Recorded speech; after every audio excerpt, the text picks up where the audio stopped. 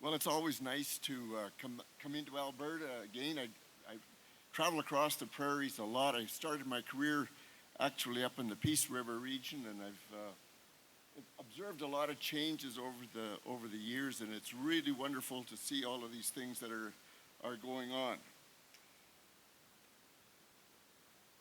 And I'm going to be speaking about what has happened sort of in my career. And some of the drivers of change have been the diseases, insects, machinery, consumers, marketing. But there's also changes in the science of wheat breeding. And I'll speak about new models to 2020, and of course the funding of wheat breeding. And the most important thing I want you to take away is that there is a continuous need for improved cultivars. There is no such a thing as the perfect variety. There is just an ongoing need. And when you think about the situation in Alberta, like if you go back 15 years, Fusarium head blight wasn't even on the scene, and now it is a concern. Stripe rust has adapted so that it's an issue on the Great Central Plains. Stem rust, the UG99 race, can take out most of the wheat varieties globally. So there's also with the insects, we have some insects that are native to the prairies, like the wheat stem sawfly. But we also have introduced insects, and again, it's during this last 30, 40 years. It's the orange wheat blossom midge. And it overwinters as a cocoon in the soil. It lays an egg at flowering, and it feeds on the developing kernel, and it damages grain yield and quality. Yes, and we can do some things with integrated management practices using insecticides, but really the genetic mechanism is a key component of any kind of integrated management strategy, and there's only one gene known in the world, and for that reason there is a stewardship plan in place to protect that single gene. And here's an example of what has happened over the course of just a few years with midge in Alberta. In 2008, there's virtually no harvested samples with midge damage in Alberta. Then we get to 2015 and look at that midge forecast. Where it is yellow and in red, we're speaking about, like up over 600 midge cocoon in the soil per meter.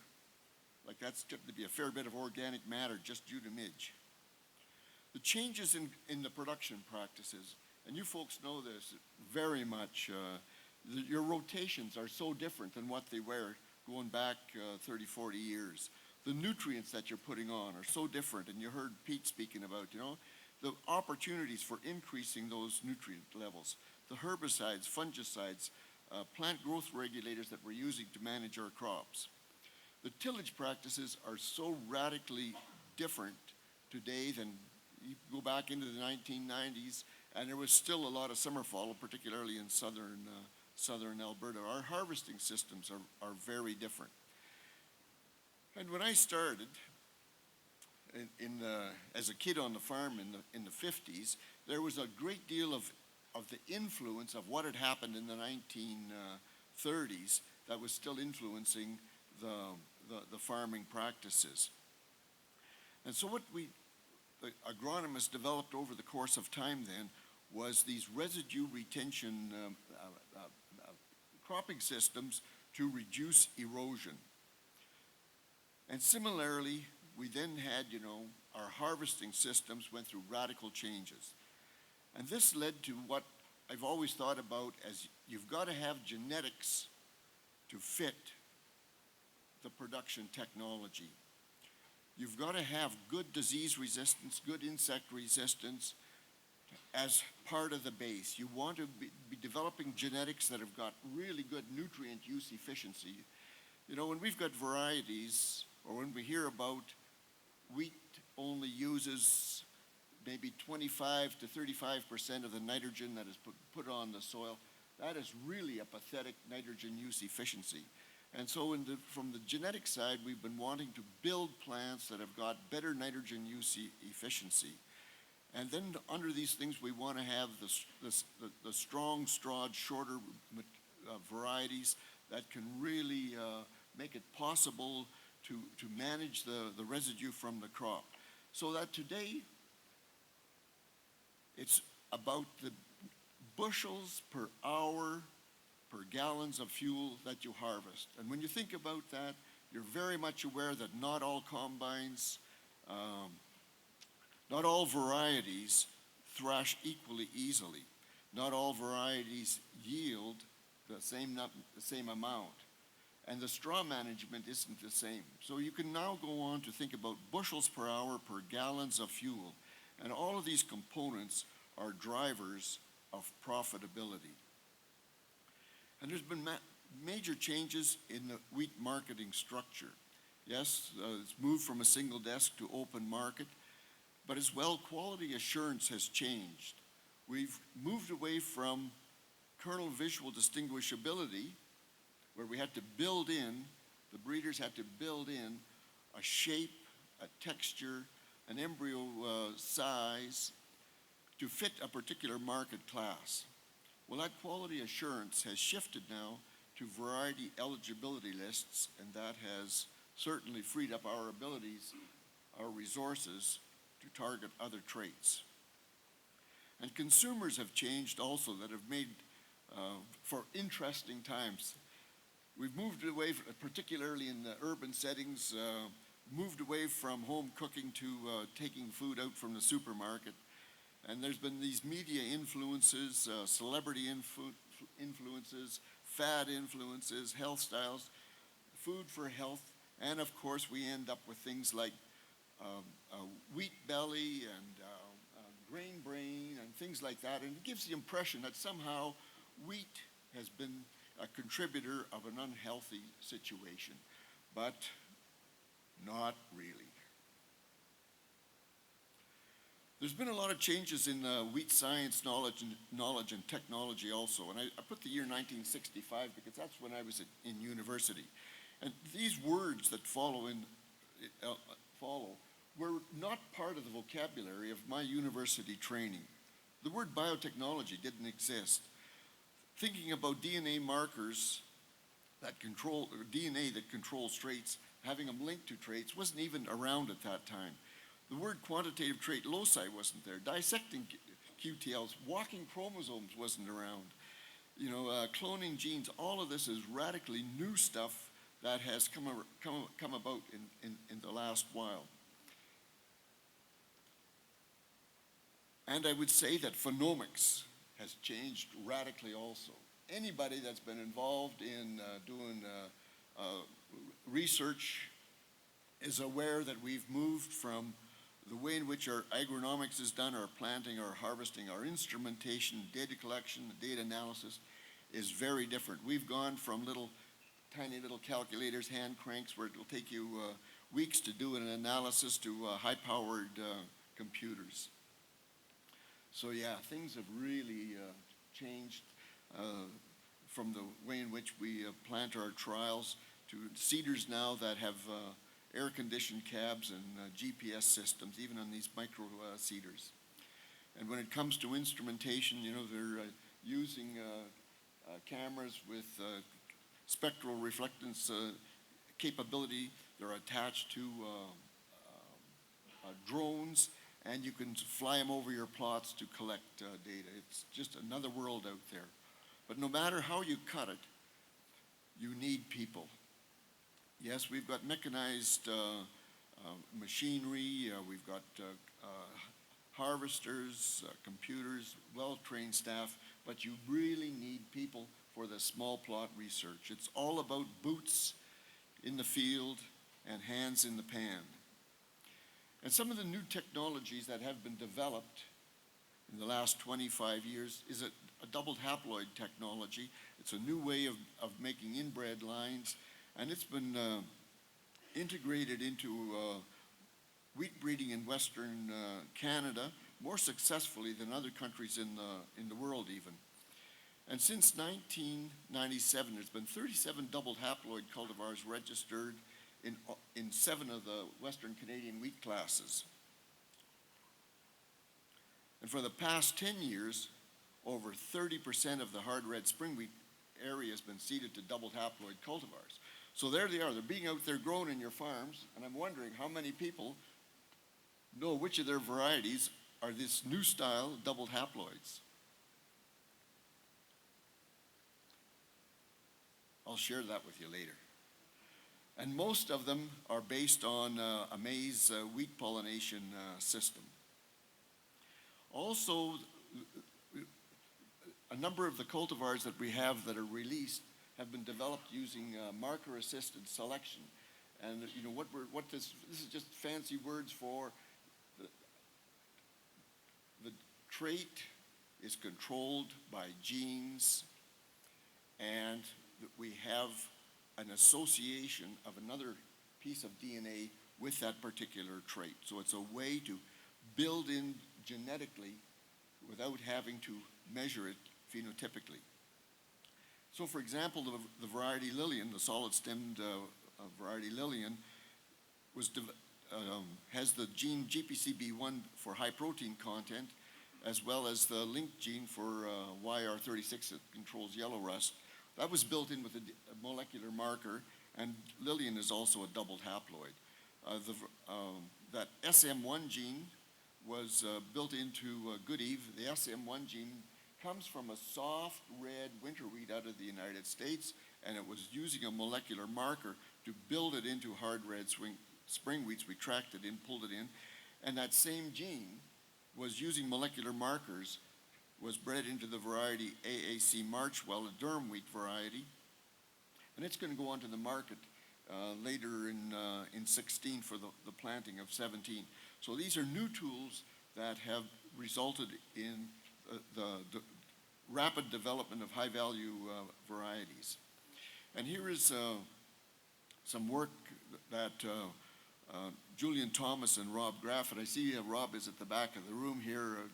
I'll be referring to the work that him and Julian did. And there was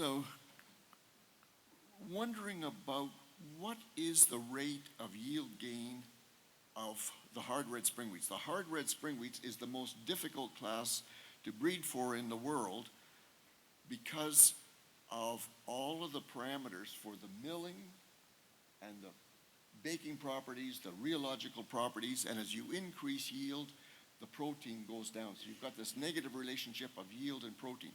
So if you're going to increase yield, the protein is going to go off. So the big question that was asked, well, what has been the rate of yield gain of hard red spring wheats? And they looked at along the bottom, is that pointer coming up? Oh, maybe I can get it. Maybe just come on up here and be sure I've got it. Okay, so along the bottom is the year that the varieties first appeared in the provincial seed guide. And along here is the relative yield using a particular statistical approach called LS means. Well, the slope during this period of about 20-some years went through a radical change, and it was different. This slope is very different after somewhere in early 1990s. It's a discontinuous slope. It essentially doubled.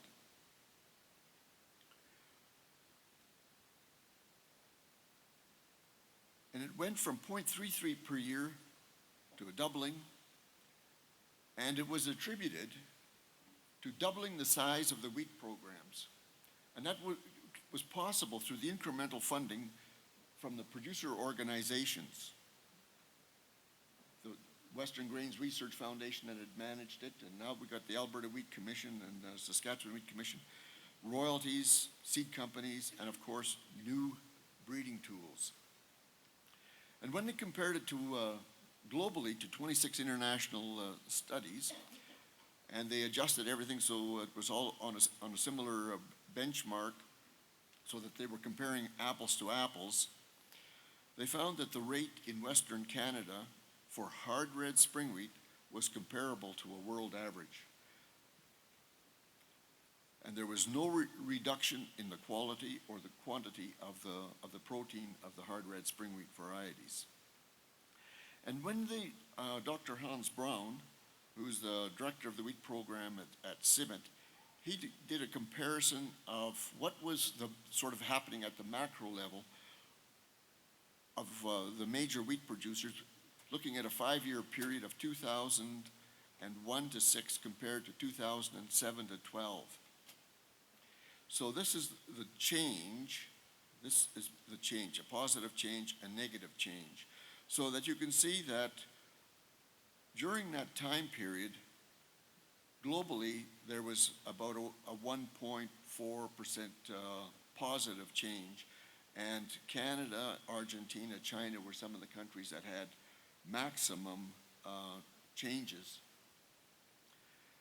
And these increased productivity at the macro level, what's happening on the farm, I think it was really a reflection that the producers responded to improved prices, that they increased their inputs. It always seemed to me that on the farm, there was idle capacity. That farmers knew a lot more about how to grow a crop. They were looking at where is the economic cutoff. So when the price of wheat went up, they were able to put a few more groceries to it. There was also developed better agronomics and improved genetics. And of course, the weather may have also played a factor, but there was drought years in the first period as well as in the second period. But I think the improved prices, improved agronomy, and improved genetics were really the big ones in that one. So what are the new models to 2020? Well, there's been new wheat breeding agreements signed between the WGRF, AAFC, the universities, and Alberta Agriculture and Forestry in all wheat classes except the Canada Western GP class and the Canada Western feed class. They're promising up to 18% yield increases relative to the checks. There'll be improvements in production and management traits like straw strength, multiple disease resistances, but especially fusarium head blight. And there'll be genetic resistance to some of the insects like midge, sawfly, wheat curl mite, and grade protection, winter survival, and quality. And of course, when we're speaking about straw strength, it's very easy to sort out when a windstorm has pushed something over. But on your left side, that is a durum wheat that has caved in due to a disease that's affecting the root. So the lodging is quite a complex trait, but it's something that we have to have a lot more of it. And here's just some examples of changes in height and plant stature. And of course, there's major improvements being made in the strong strawed stuff. And I've been challenging farmers and growers, like, come on, I want to see some of these varieties. I want you to throw so much groceries at them that you actually push them over. But we should be seeing hard red spring wheat, dryland yields of over 100 bushels in hard red spring wheat. And hard red spring wheat's under irrigation of up to 150 bushels per acre. The genetics are there that can take us there. The fusarium head blight, which is a major disease, has become a major disease, and it's spreading right across the prairies. And we've got reasonable genetic resistance in that material. There will be the sawfly resistance, and the sawfly resistance is really based on the stem solidness. The more solid the stem, the better the resistance. When you're down at this end where thick walls, they're really not, it's really marginal as to you're going to get any benefit from them. You got to really go over here to find, if you've got a problem with the wheat stem sawfly, you've got to get into the solid stem material. And when it comes to the midge, these are examples of undamaged kernels, and these other ones like this are damaged, and they are retained in the harvested sample. And because of they're retained in the harvested sample, they will have a reduction in quality, the buildup of proteases that will occur there, and the quality will go down. And because they're a smaller kernel, you'll also get some damage, loss in yield. These other ones are more severely damaged and are also retained in the sample. These are the types that are lost and blown out the back of the combine. These here ones can be also high in alpha amylase and result in downgrading. So the midge can cause a grain yield loss of about $20 million per year, and quality losses due to downgrading of about another $20 million. And that was in Saskatchewan in 2007-8. This grade protection is a very important trait as well when we have these wet harvests. This year we had early in September we had a bit of wet weather, shut things down a little. And on the left would be an example of a variety that does not sprout under wet conditions, whereas under the same conditions, this one here just grew immediately. And then when you look at the kernels, these kernels are still sound, they have not sprung, whereas these kernels all had germinated. And when you get any kind of germination occurring, you get a buildup of an enzyme that's called alpha amylase, and alpha amylase degrades starch into sugar. And when they do these, everybody I'm sure has heard about falling numbers, the Hagberg falling number. Well, what that means is it's the rate of speed that a plunger will fall through this mixture of the ground flour that's together with the water. And if it comes down fast, it means that the alpha amylase has broken down that starch protein matrix, and the number just comes, or the plunger comes down very rapidly. So you want to have very good dormancy built into the material. I want to just take a moment here to speak about something that's going on about the Canadian wheat class modernization by the Canadian Grain Commission. And the fundamental point here is that redesignation of varieties from one class to another is not deregistration. The redesignation is assignment to another class, to a different class. And more information can be found at this website here. And what is proposed under the new wheat classification is in this slide. Along the bottom here, you have increasing protein content, and along this axis is increasing gluten strength. And currently, this box here of CWRS in the golder color represents the lower limit of gluten strength, represented by varieties like Harvest Lillian and Unity, and then the upper level would be varieties like Glen, Teal, and Laura. And in the CPS box, you've got some higher ones up here, and then at the bottom end you have varieties like AC Foremost, Conquer, Crystal. And what they have wanted to do is to reduce the variability, the range, even though this is a very narrow range in gluten strength. The customers, our export customers, and Galen alluded to that, they think that this range in gluten strength is too broad. They want more uniformity. So to address that, what is proposed is to put in to raise the floor. And when you were developing a variety, if it fell into this area for being weaker gluten or over here lower protein, you couldn't get it registered. And there were some varieties from North Dakota called Faller and Prosper and Elgin, which were weaker gluten and lower protein than even the CPS class, couldn't get registered, but farmers wanted to grow them in Manitoba. So the Canadian Grain Commission and others have been working about what to do with these sorts of varieties. So the proposal then is over on this side. So the box for CWRS is narrowed up. It used to be a draw to the 4 foot or closer. Now it's going to be a draw to the button. It's going to be, the lower level is Carberry, and the upper level is still Glen, but it's a very narrow target. And on this side, it's 5,700 PR.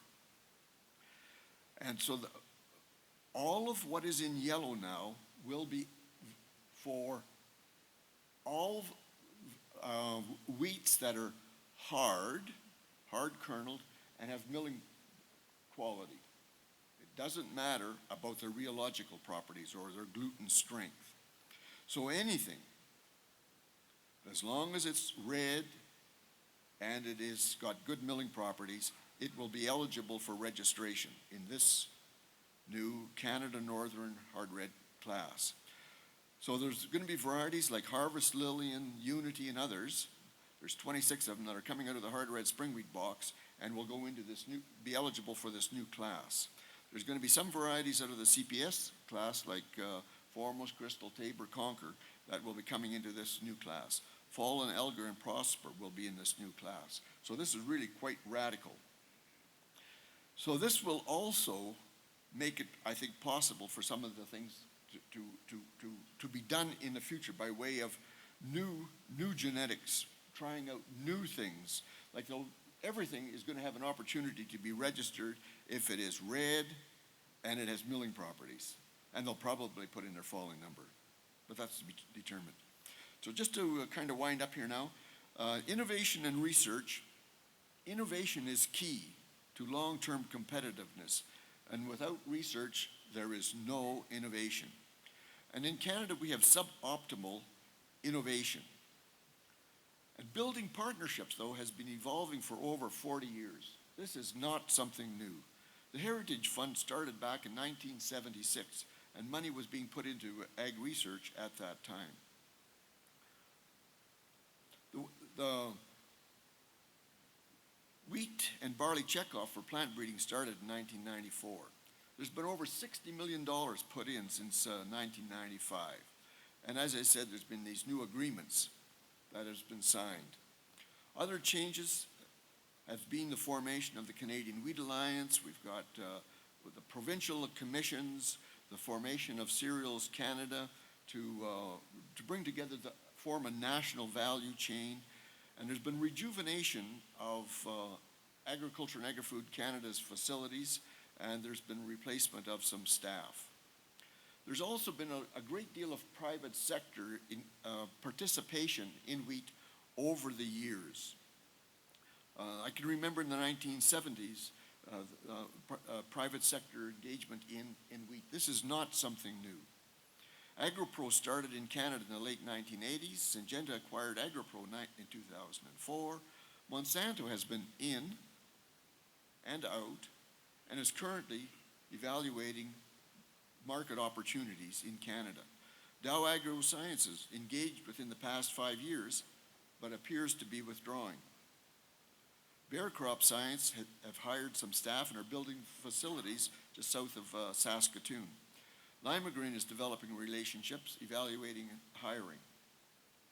KWS and Wiresome from Europe have actually released varieties in Canada.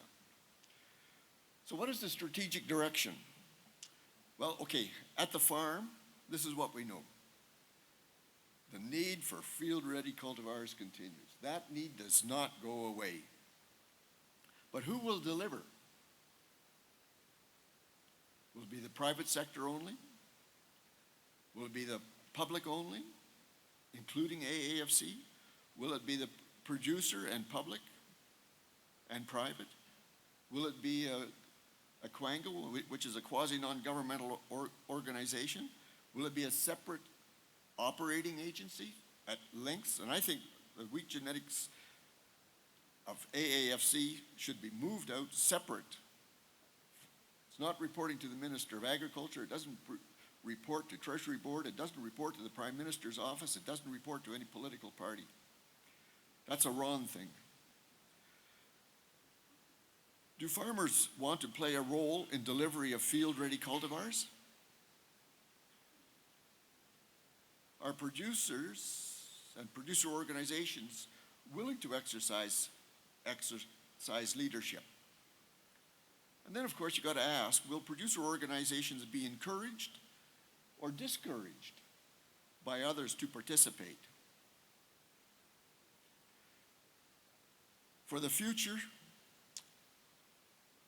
because the rate of yield gain is fragile, there is a need to have focused, long-term commitment of resources with a strong stewardship of those resources. So in summary, there's this continuous need for improved cultivars. There's rapid adoption of improved breeding technologies, and the technologies to develop the genetics will continue to evolve. And together with farmer funding, the rate of genetic yield gain doubled in the last 25 years. And it could go the other way. It doesn't have to stay at that level. It could be through mismanagement, go horizontal or negative. But there is a need for this long-term focused funding to deliver superior field-ready cultivars. And for me, as somebody that's been involved, a student of wheat for 50 years, I think the future is more exciting now than what it was when I was a student. The opportunities to make genetic improvements in wheat is greater. The tools that we have today and are coming on stream is greater now. I wish I was starting my career over again. Thank you.